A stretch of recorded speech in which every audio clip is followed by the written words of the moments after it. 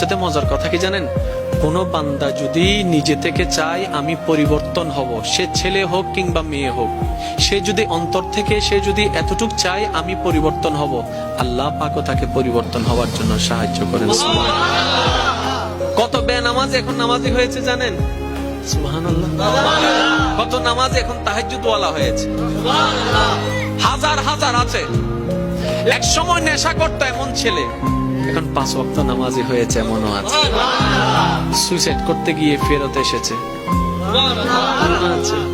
এক সময় যে কথার আগে হাত তুলতো, সে এখন গালি শুনলেও মুস্কি হাসি দেয়।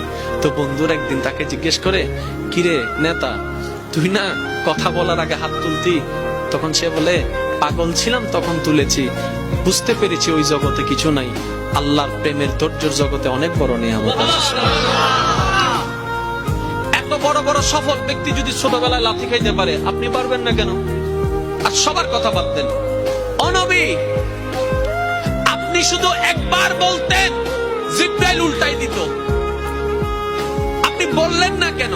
নবী রাহমাতুল লিল আলামিন বলে, পাওয়ার থাকার পরও যে পাওয়ার দেখায় না, সেই তো সত্যিকার পাওয়ারফুল ব্যক্তি। সুবহানাল্লাহ। যার হাতে